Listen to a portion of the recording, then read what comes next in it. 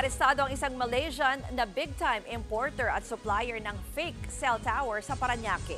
Ang aparatong yan, ginagamit umano sa pangsascam. Narito ang Express Report ni Gio Robles. Sa hudyat ng mga operatibang nagpanggap na customer, hindi na nakapalag ang Malaysia national na ito na lider umano ng sindikatong nagbebenta ng aparatong ginagamit ng mga scammer sa bansa.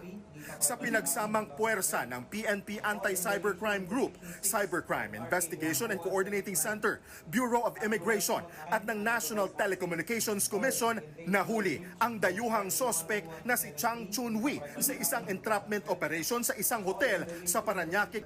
Itinuturing na big fish o big-time importer at supplier ng fake cell towers sa bansa ang sospek. Oktubre pa raw siya tinitiktikan ng mga otoridad. Nakuha sa kanya ang mismong sample ng device na ginagamit sa text at call scams. Kilala ang aparato sa black market na International Mobile Subscriber Identity o IMSI Catcher. Ito raw ang ginagamit ng mga scammer, kaya lagana pa rin ang mga scam kahit na isabatas na ang SIM registration law ayon sa CICC. So the solution is find the source. Kung hahabulin mo lang, yung operator hindi mauubos. So tinarget namin yung source ng IMSI Catchers, and this is one of the major suppliers ng IMSI Catcher dito sa Philippines.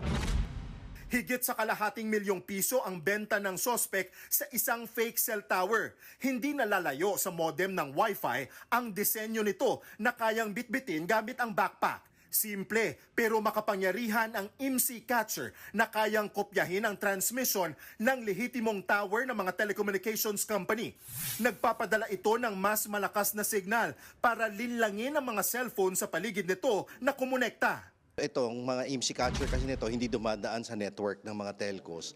Nakapagpadala ito ng mga links na nakikita ninyo sa mga text nyo at pag clinic ninyo, kukuhanan kayo ng impormasyon. Yung range po kasi ng IMSI Catcher, so usually aabot ito ng mga siguro mga 500 meters to 1 kilometer yung radius.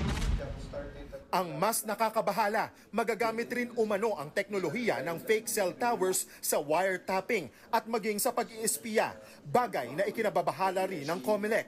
On the part of the COMELEC, pwede pong ideklara ang kandidatong ito ay disqualified. Biro mo, makakatanggap ka ng ganun. Kaya nga po itong mga kababayan natin, sabi po namin, huwag basta-basta maniniwala. Nasa kustodiya na ng PNP ACG ang dayuhang sospek. Inaalam na rin ang mga kasabwat nito at maging mga pinagbentahan niya dito sa Pilipinas. Mahaharap ang sospek sa patong-patong na kaso gaya ng Data Privacy Act at Cybercrime Prevention Act of 2012. Nagbabalita mula sa Frontline. Gio Robles, News 5. Mga kapatid, ako po si Ruth Cabal. Maging maalam at may pakialam sa mga may init at rumaratsyadang balita sa Frontline Express. Para maging updated sa balitaan, mag-subscribe lang sa social media pages ng News 5.